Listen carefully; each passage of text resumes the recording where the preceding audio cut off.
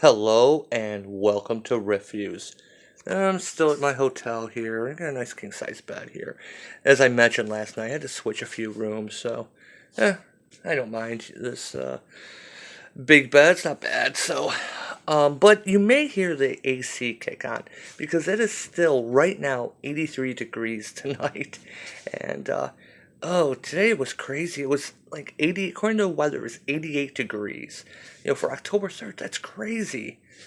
So after I got off work, I went to a local comic shop. I have to mention this. I had to go to two comic shops to get Border Town. So I want you to appreciate that I drove in rush hour traffic in the Chicago area to several comic shops. It took forever, but I finally found Border Town. That's what I'll be looking at tonight. While I was out, I also picked up the Superior Octopus and the Spider Gen. Oh my god, this game is so good. Um, Basically, because this one also has the Superior Spider-Man in it. I'm one of the people that love Superior Spider-Man, and I picked this up. I know it came out last week. My shop didn't have it. I was getting ready, traveling and everything. Um, and oh, it's bad. It's pretty bad. But yeah, I risked Chicago traffic, rush hour across a couple shops to get this. I couldn't wait. And this. The funny thing is, this book, the premise is really not bad. And when you break it down, it's kind of an interesting premise. But the book reads like T.C. Boyle's The Tortilla Curtain, but just not as subtle. And if you read that book, you realize that book was not subtle at all. But it also painted the rich Americans and the impoverished Mexican immigrants. The good and bad. They kind of gave them equal light. There wasn't no real answer. There wasn't no good guy. There was no bad guy. Yeah, in this one, that's not the case. Um, so let's just go ahead. I'm just going to bump into it because I've been trying to get faster with these reviews here. And so we go back in the past. We see basically Quinte's origin story. He was a kid that was afraid to go to school, so his mother said, "Would you like to hear a cool trick?" And she told him the legends how the ancestors were the fiercest warriors this side of the Rio Grande, but even they got scared sometimes. So before they had to do something really scary, they would dance to push their own souls aside and make room inside their hearts for spirits who didn't know fear. It doesn't matter if it was real magic or if it's a placebo, but it was a way for them to free themselves from the tyranny of their own personalities and become whatever was necessary to get the job done. If Quinte doesn't want to go to school, then Quinte doesn't have to. Who should we send in his place? So he goes to his room. We need somebody strong, somebody tough, somebody who doesn't worry what other people think of him. Somebody like, and he finishes, El Diablo Verde. And my Spanish is really bad. I really only know French, but if I read that correctly, if I recall, that should be the Green Devil. And he says, in Spanish, "I'm ready." And she says, "I'm not going to win Mother of the Year award, but whatever gets you out the door, right?" So that's pretty much the origin of his mask, which, as you tell by his height, they show when he's being hugged. He's been doing this for years, and they made him seem more intellectually underdeveloped. I think is a nice way to say it. Um, but now that they're teenagers, he doesn't seem to be so much. Um, you have a little guacamole on your terrifying murder mask. Um, hey, lady, that's not guacamole. Guacamole is not that color. So basically, this is after the events of the previous night with the monsters, and so they're discussing what do they do. Um, I'm just saying, whatever happened out there, whatever we saw, might be bigger than us, bigger than all of our individual problems. This Frank saying that. Easy for you to say, new kid. What's your biggest problem? Still a little bit homesick for Wyoming? Okay, seriously? I know this chick is an immigrant. I know she's an illegal. But she just saw monsters. Okay? Um, that is not common. I don't understand why she's not more freaked out by this. And even Frank's calling her out on it. Juliana, you honestly think people are going to give a flying fuck about your shady immigration status after we tell them we made first contact with an alien species? To them, we already are an alien species. This is what I mean about subtlety, and it has none. Trust me, Frank, nobody wants to hear this, and if they did, they wouldn't want to hear from us. And so, they go on about this, armed militias, fascist ICE agents. Really? Fascist ICE agents? Head-lopping drug cartel gangsters. Brown recluse spiders. That thing isn't any more dangerous than what's already out there. What's one more monster? Really? Really? So, they're deciding about what they're going to do next. Basically they're in a standoff because the Blake can't do anything because it admit that Frank kicked his ass. They can't say anything about him because Frank almost beat Blake to death, and she shot someone that she thought was a cop. Now this is interesting because it goes back to that whole thing that it doesn't make clear, and this book still doesn't quite make it clear. Are these people the only ones that can see the chupacabra, as monsters, while everyone else sees them as tiki torch Nazis? So we cut over in this. I'm not entirely sure if Quite is on our side or if he just followed us because he knew there'd be nachos, but he can't say anything because no one would believe him anyway. Okay, he helped you. He rescued you. Why do you think he's not on your side?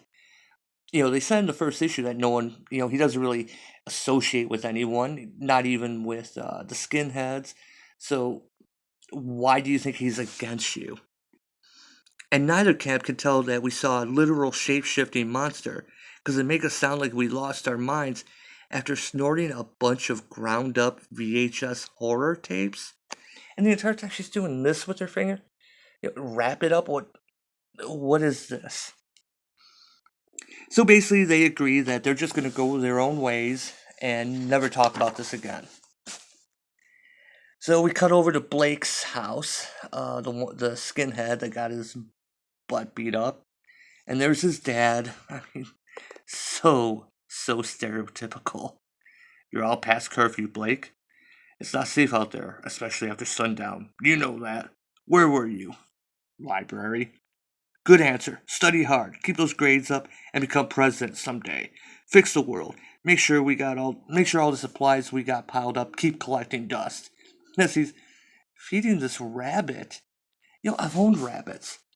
I've never fed one like this before. I've never just grabbed its head and shoved a carrot in its mouth. It's kind of what is going on here? This book is so bad, I'm not even sure if it's trying to make an obvious sexual type of joke. But, as my camera is not blurred, that's my boy, the face of the future. And we see after his attack, he's been shot, I don't remember if he got shot. I don't have the other issue. But I know the monster got shot, but you see his wounds are doing something to him. So, maybe he'll become a tiki torch Nazi.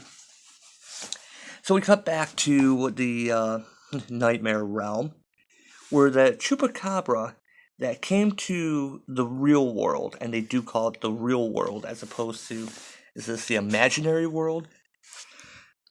Again, with this font and it being red on black, this is very hard for me to read.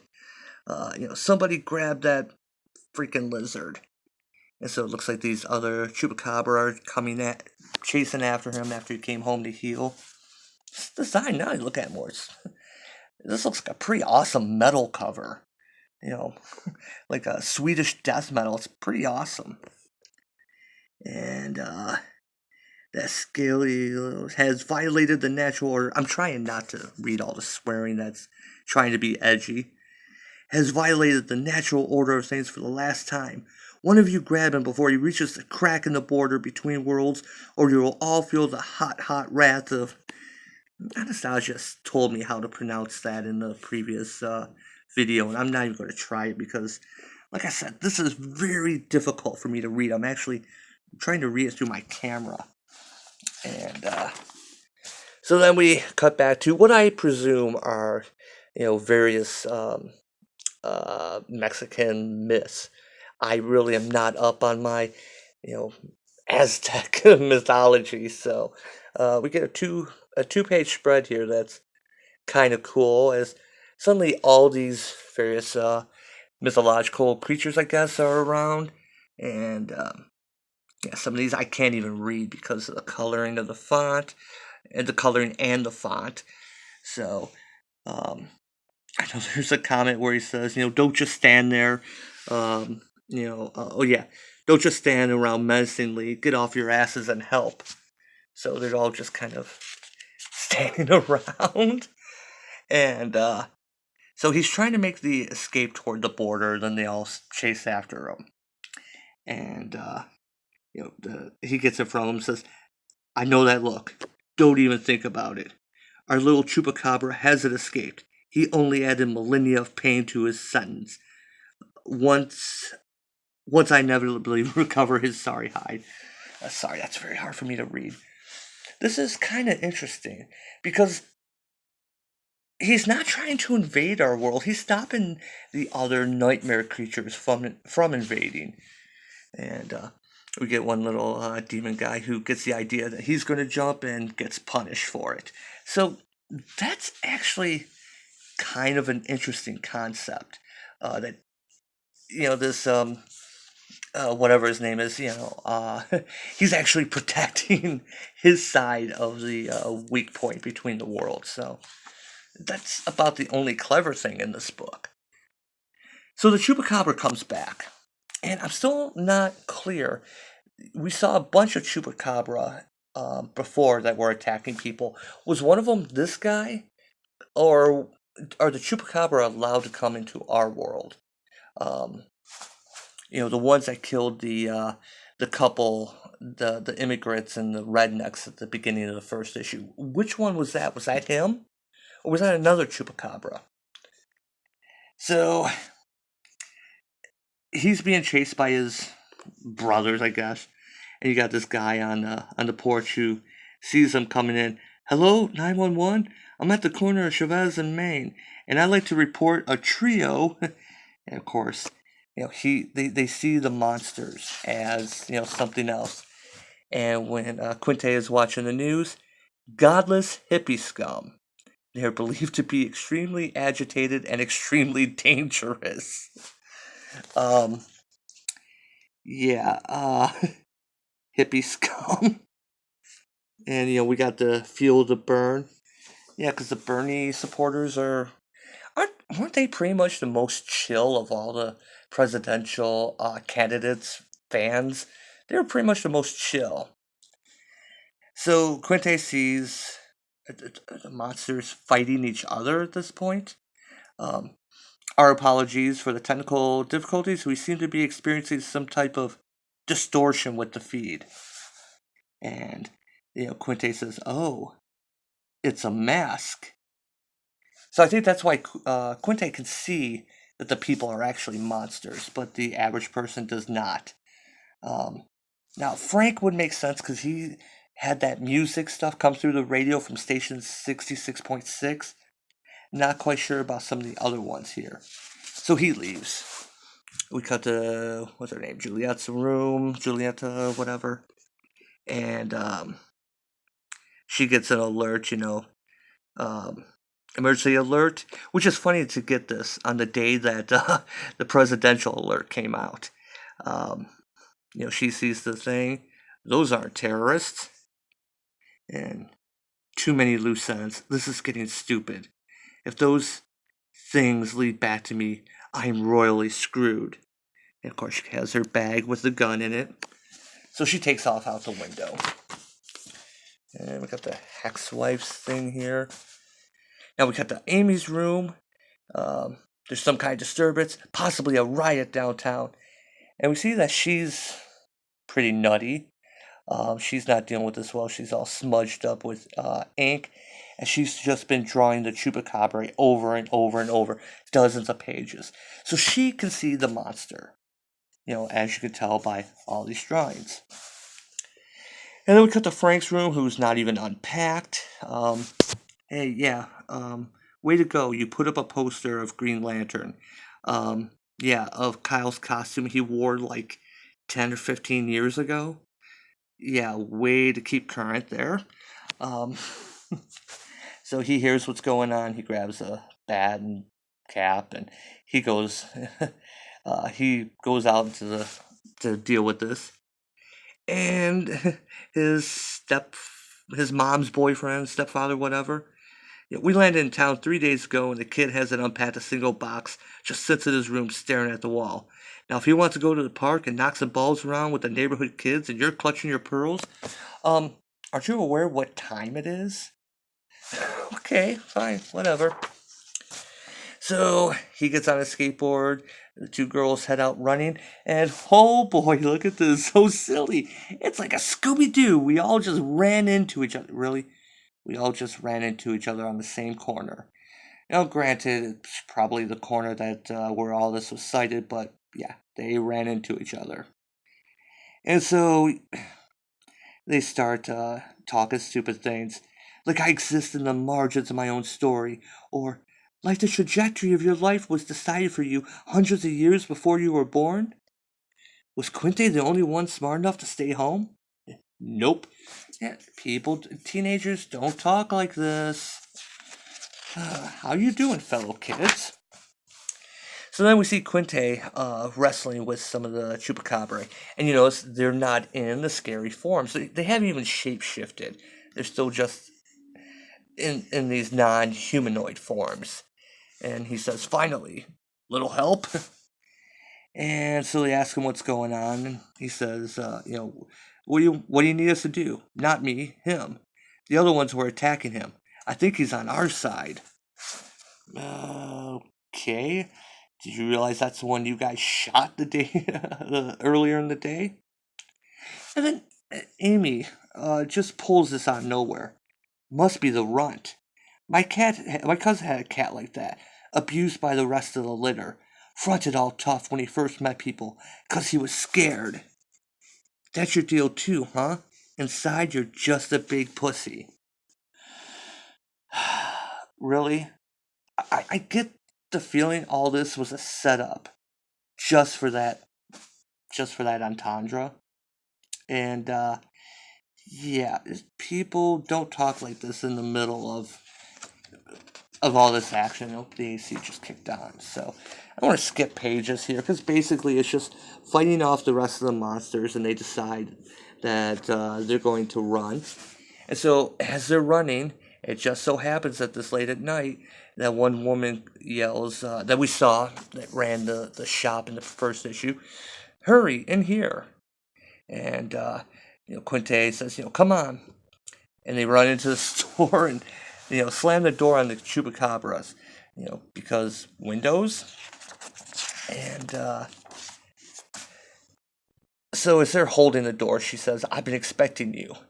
And, he asks, where they're at. And she says in Spanish, you're home, Frank. And he says, did you just say my name? How the hell do you know my name?